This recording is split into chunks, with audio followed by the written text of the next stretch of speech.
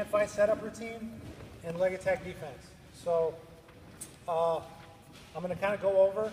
So a couple things that I try to focus on that are maybe a little bit different, that kind of like, I guess, theory, philosophy on general leg attack defense is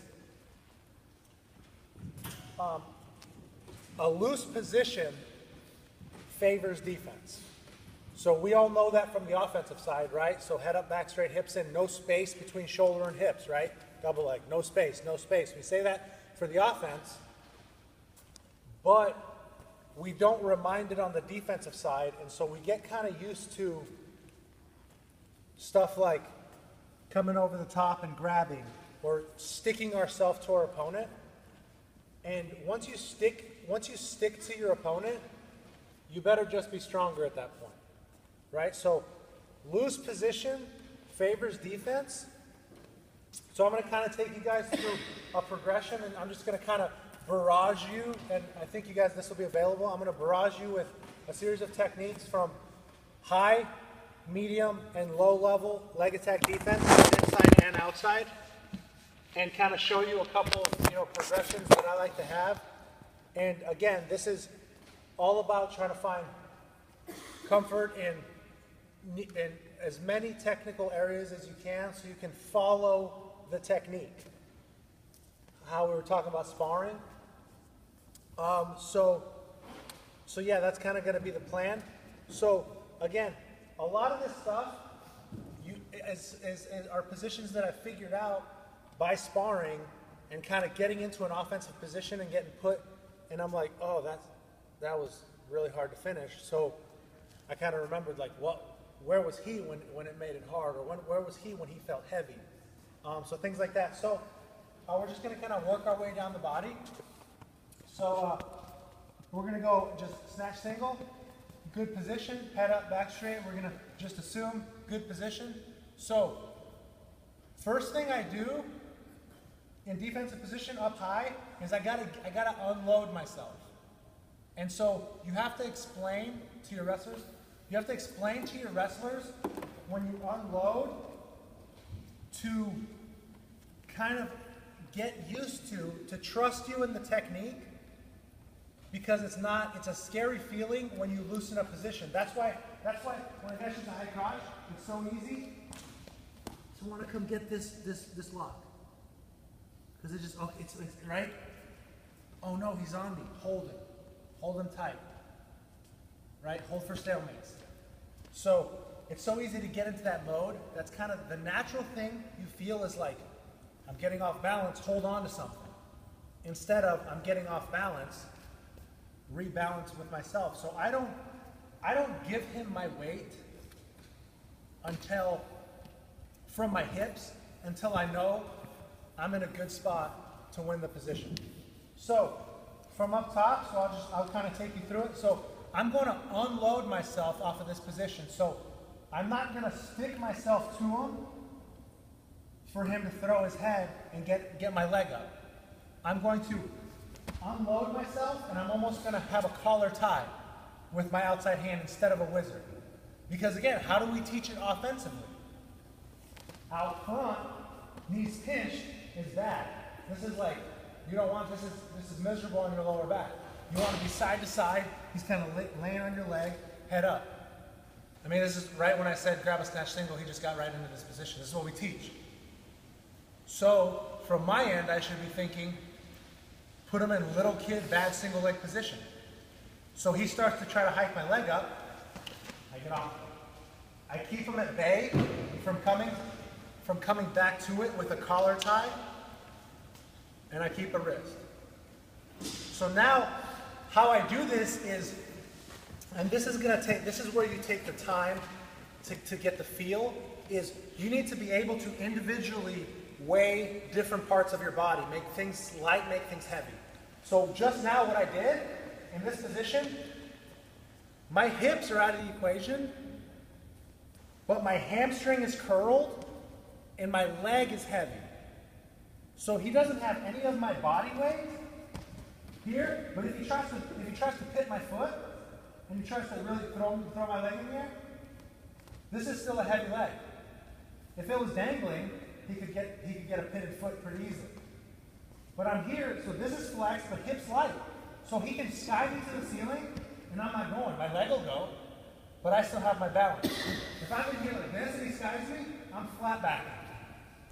So you got to recognize when it's beneficial to use your hips, and when it's time to get off of them, and just make your leg heavy.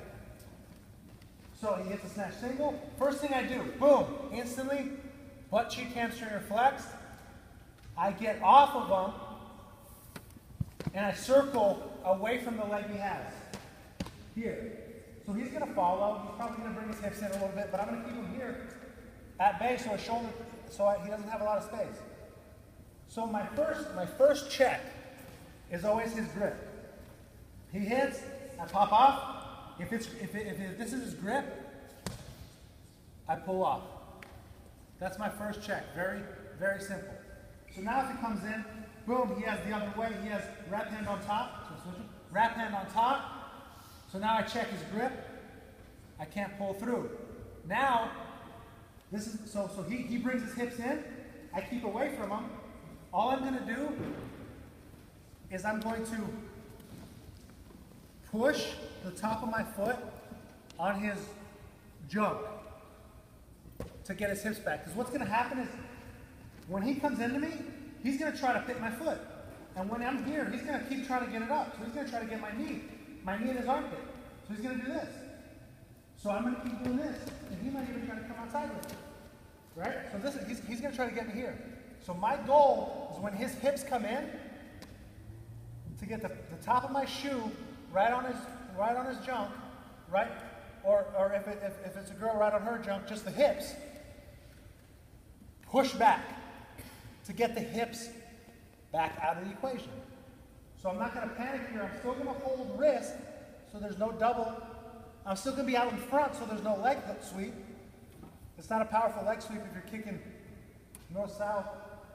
And I'm going to, so he's going to keep me up, pop back in, straighten my leg for a second. Very difficult to hold. Hips come in, get them back out.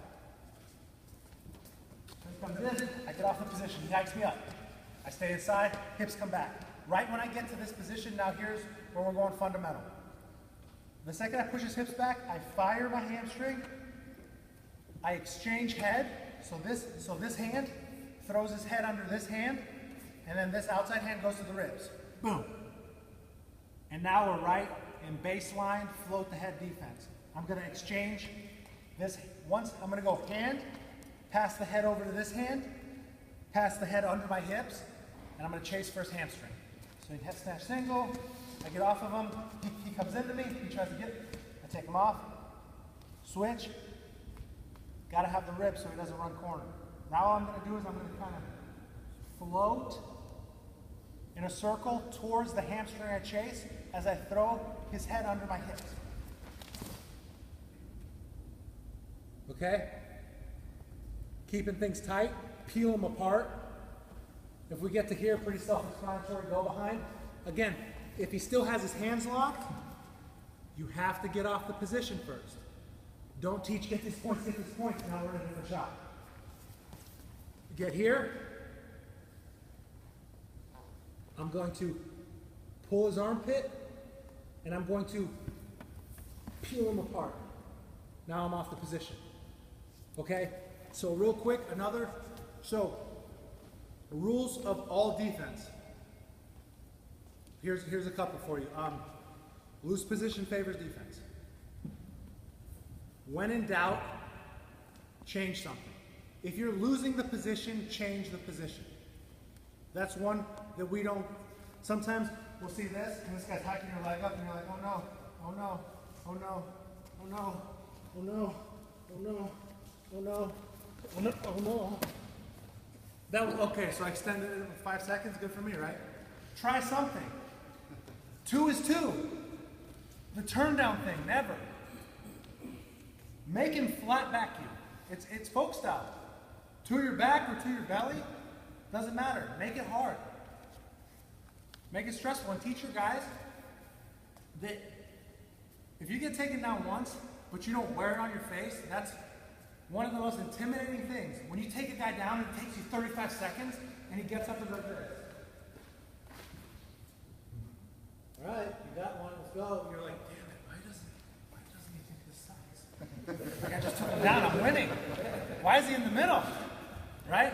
So the idea of extending a takedown, understanding what a win is there. If he totally jukes you out and gets your leg in the air, then turning that into a 25-second takedown, I mark that as good deal right there.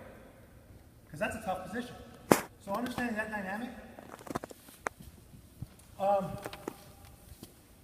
Yeah, so that was one. Oh, and then the last one, the last rule that works for is when, so go on your knees, and we're going single.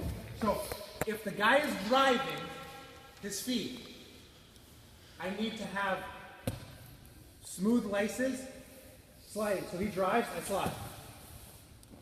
If he stops, goes to both knees, and starts to suck me in, this no longer is effective. My bent leg, he starts to pull me in, try to make me crack down, try to lift me up, and try to cut forward. Yep, no more. So, when I feel him sucking me in, I do the exact opposite. I actually go toes in the mat, flex my quads. Now, he has no pulling option. Now he has back driving. Now he has driving. He drives up, drive me up. So be able to switch between understanding what pressure is coming at you. If he's running his feet, I'm always looking to slide. Once he stops, and tries to get some, boom. Okay? So if the guy's pulling you in, and you're like, oh no. Toes in, flex your quads, make your legs straight. If he's driving, slide on your shin. Okay? So, next position, we're going to go head outside, high C, very similar. He comes in, he stands up on the feet, so we're high level. All it is, I'm not going to do the whole movement, I'm just going to show you. It's going to be the same exact thing, except when I push in, it's the same action. So the only difference is I give him head down first. I make him try to defeat me in good position. So I bait good position because if I get off of him and he's already so close, he might sky me. So what I need to do is I need to stay here until he has a nice throw his head, try to hike my leg up, and when that happens, he throws his head, that's when I get off the position. So he comes up, big boom. And that's all I do. So I let his head come inside. I guide it in right to where we were. So I push, he throws his head, wham. Collar tie, wrist, check his grip, option one, right? So, pretty simple. Getting your kids used to this position is a big deal. And not because we're so used to this straight leg whizzer, get tight. That's easy to pit. He doesn't have that much weight on him. Get away from him. Long weight, extended arms. Are you heavy on the head when you're doing that?